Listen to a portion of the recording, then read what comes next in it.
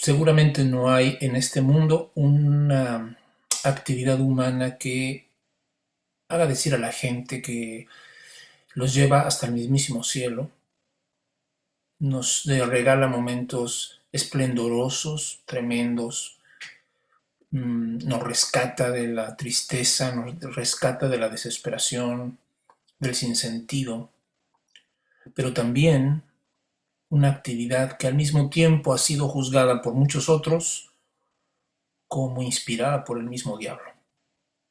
Me refiero a la música.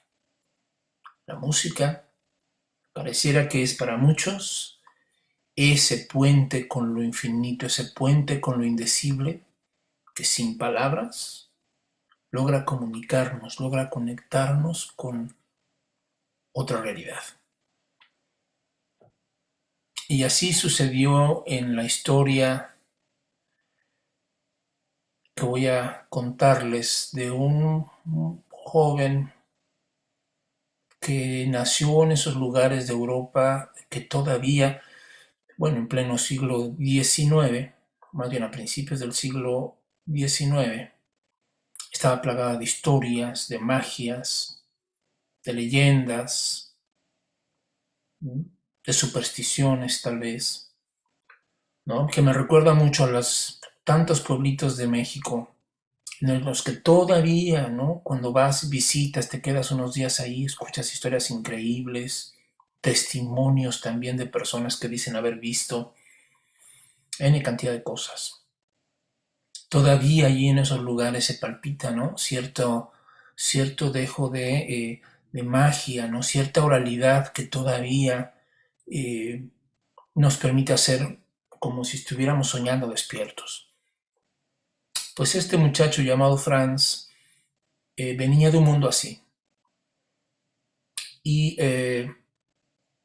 con el asunto de que sus padres con mucho sacrificio logran que él fuera a la universidad y en la universidad él desarrolla un conocimiento en aquellos entonces, ¿no? Todavía más o menos asequible para aquel que buscaba, pues, de todas las ciencias y los saberes del ocultismo, ¿no?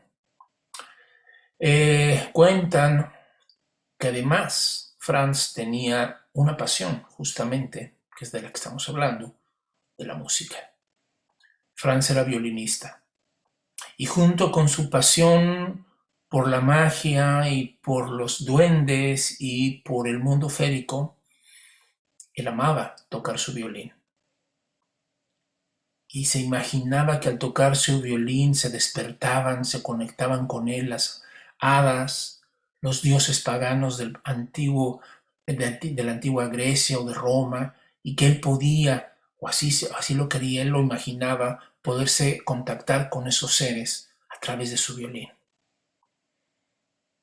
De, en aquellos entonces, en los lugares donde él frecuentaba, pues ya se empezaba a escuchar, ¿no? La manera pues tan especial que tenía este muchacho, que además de ser una persona muy retraída, además de ser un estudioso, era un apasionado del violín. Así es que ya más o menos empezaba a tener cierta fama, ¿no? En los círculos donde él convivía, donde más o menos lo conocían, y él tenía un sueño, lograr, ¿no? Y más se imaginaba que de alguna manera los seres del mundo de la naturaleza pudieran animar, activar, apasionar su violín para que él pudiera ser un transmisor de esas dimensiones invisibles a través de la música. Él queriendo estar en ese estado de cosas, ¿no? Y estudiando en la universidad, de repente le llega la noticia que pues iba a desencadenar una serie de cosas tremendas. La noticia de que su padre había muerto y de que su madre solicitaba su presencia y su compañía en esos momentos difíciles. Ella todavía se acordaba de Franz como un tipo religioso, como un tipo que había sido educado en una familia convencional en Alemania y que ahora pues esperaba verlo regresar a la fe de sus padres y acompañarla a ella pues a misa, a la iglesia y estar con ellos. ¿Cuál va siendo la sorpresa de esta mujer que inmediatamente que su hijo llegó a su casa, el ambiente de la casa empezó a cambiar, ¿no? Ella notaba, como si él decía, ¿no? Como si él replicara a las llamadas de la iglesia en ese campanario distante sus notas eh, intensas de su violín, ¿no? Como contraatacando, como contrarrestando el sonido del llamado a misa. Y ella empezó a sentir una profunda tristeza y preocupación cuando él decididamente le dijo que detestaba ir a la iglesia, que no creía absolutamente en nada de lo que decían allí y que además le chocaba el sonido tan horrible de ese órgano viejo que tenían allí para tocar los signos, las invocaciones al Salvador. Así es que la mamá empezó a entristecerse y a preocuparse mucho, platicó con el párroco de su pueblo y el párroco pues le llenó todavía más la cabeza con malas noticias y malos augurios que le podían deparar a este muchacho que se estaba perdiendo en el paganismo y en la fascinación casi morbosa de estar solo tocando su violín, cautivado por las antiguas mitologías, ¿no? Que tanto lo seducían. Hasta que pues la madre desesperada pues hace una peregrinación buscando consuelo, ayuda, dirección y el favor divino para que su muchacho regresara al camino del bien. Coge allí una enfermedad pulmonar en aquellos lugares tan fríos y la mujer muere. Franz no se dio por aludido, él no consideró que fuera por su culpa que su madre hubiera muerto y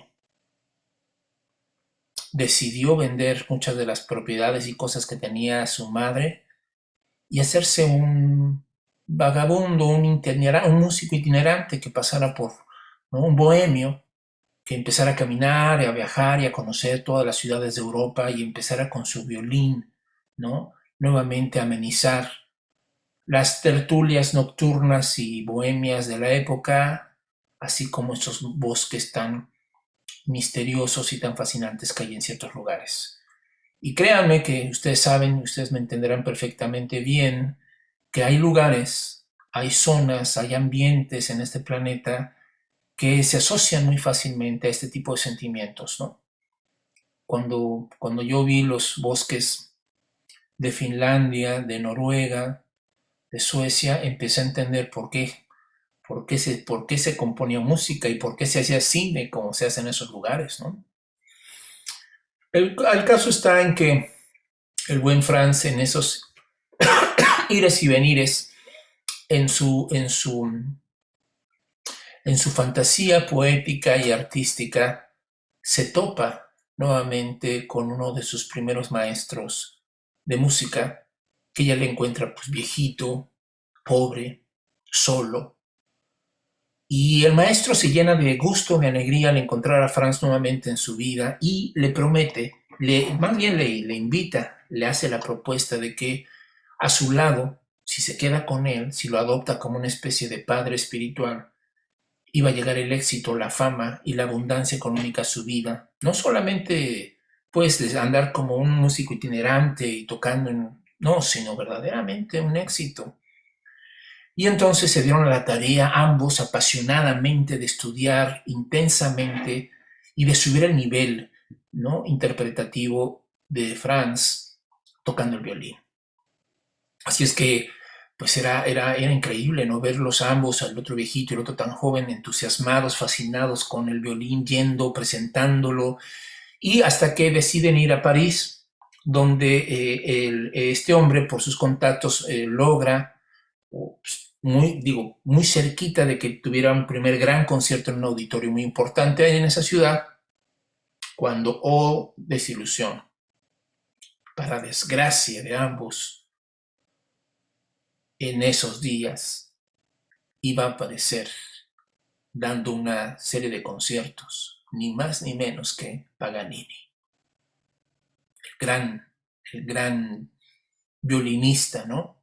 Que tenía a toda Europa embelesada con esa forma tan espectacular, tan virtuosa y tan intensa de tocar el violín. a tal grado que ustedes saben que Paganini, así como Tartini, como otros violinistas, tuvieron la fama de decir que habían entrado a un pacto con el diablo. Y es en ellos, ¿no? En estos personajes, como en otros, ¿no? Como insistí en el inicio de esta metamorfosis, que se habla, ¿no? De que a veces el poder que tiene la música es tan grande, tan poderoso, que seguramente hay algo siniestro, hay algo detrás, hay una inspiración no humana detrás de esas cosas. Y eso era justamente la leyenda negra en torno a Paganini. Eh, Mientras Franz, con decepción, con frustración, con tristeza, decía cómo fue que en este momento este hombre vino a aparecerse justo cuando nosotros íbamos ya a llegar a la gloria, ¿no? Íbamos a ponernos a prueba ante el auditorio educado y exigente de París. Y es allí donde él se entera, ¿no? Se entera de que no solamente Paganini, sino otro famoso violinista antes que él en el siglo XVIII, Tartini, se cuenta, ¿no? Había compuesto su sonata al diablo, justamente dicen en un sueño en el que él, cansado de querer componer la obra máxima y más gloriosa que se le pudo haber ocurrido en un sueño, él se sueña todavía queriendo tocar y en ese sueño se aparece el diablo y le ofrece regalarle la sonata más hermosa y más perfecta que nunca nadie haya compuesto a cambio de su alma. Tartini acepta en el sueño y al despertar, él recuerda con nitidez la ejecución del diablo tocando esa famosa sonata, ¿no? Que lo consagrara y que generara también en él, como en Paganini, una leyenda negra en torno a su música y a la explicación de por qué seducían tanto con su violín a las personas. Pero había además un dato adicional, mis queridos amigos, espero no tardarme demasiado con esta metamorfosis porque este cuento está buenísimo, y ese dato adicional es que se contaba que justo esos violines podían ser casi como voces humanas expresando sentimientos, horrores, tristeza, melancolía, amor, plegarias casi, ¿no? Porque en ellos se había capturado el alma de una persona y que justamente el violín hablaba porque allí había alguien apresado en ese violín. Y una forma de poder hacer eso era cambiar las cuerdas del violín por intestinos humanos. Y que tratados, digamos, de manera basados en la necromancia, trabajados esos intestinos de cierta forma, podían expresar justo por eso los más terribles, profundos sentimientos humanos a través de su ejecución. Por eso, decían, se puede explicar por qué las mujeres se desmayaban, los hombres gritaban, se alteraban, se conmocionaban los auditorios increíblemente cuando Paganini tocaba su violín. Y es que decían, Paganini no solo como Tartini mató a una persona para poder poseer su alma y ponerla en el violín, este hombre había matado a dos personas que lo amaban, porque esa era la condición, que solamente las personas que te aman es con las que tú puedes hacer este tipo de pactos. Desesperados Franz y su maestro por esta situación, del impacto brutal que estaba causando Paganini en los escenarios de París, y ellos no teniendo muchos recursos, empeñan dos relojes y logran pagarse sus boletos para escuchar a Paganini.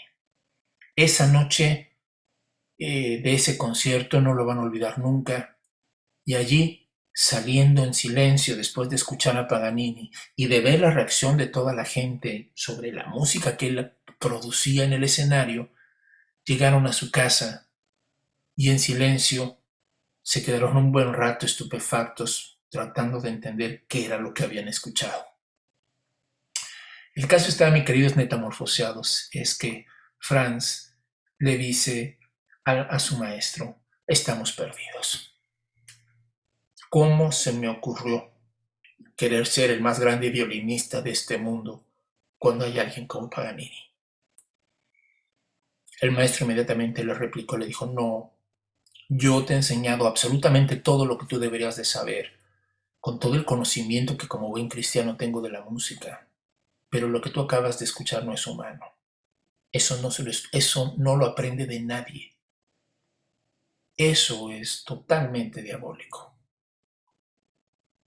Y este hombre seguramente hizo algún trabajo, alguna situación que lo llevó a poder tocar el violín como lo está tocando.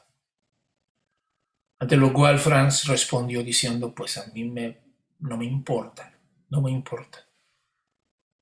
Yo y arrancando las cuerdas de su violín, se juró a sí mismo que no volvería a tocar el violín hasta que pudiera ponerle intestinos humanos a su violín para poder tocar como Paganini. Y fue allí cuando su maestro le dijo, pues aunque se los ponga, si no es de una persona que te ame y que esté dispuesta a hacer el sacrificio por ti, jamás vas a poder lograr ese efecto. ¿Qué es lo que tuvo que hacer Franz para lograr su cometido, si es que lo logró? Les invito a que lean este cuento, que es, y esto es para mí como un cierre, ¿no? Este ciclo que he venido haciendo, ¿no? De ocultismo y literatura de terror. Porque este cuento que estoy más o menos describiéndoles, ¿no? Que les estoy contando, es ni más ni menos de la pluma de la más grande esoterista que haya dado Occidente, que es Elena Petrovna Blavatsky. Y qué curioso, ¿no les parece? Qué curioso que anteriormente veíamos personas como Lovecraft o como otros que siendo literatos, que siendo escritores, podían traer o extraer temas del ocultismo para desarrollar sus cuentos y su imaginación y su libre interpretación de esas enseñanzas. Pero aquí tenemos el caso contrario. Este cuento que les estoy compartiendo es justamente de una esoterista, de una gran ocultista que también, que también quiso explorar el mundo de la imaginación, de la literatura de terror. ¿Cómo ven?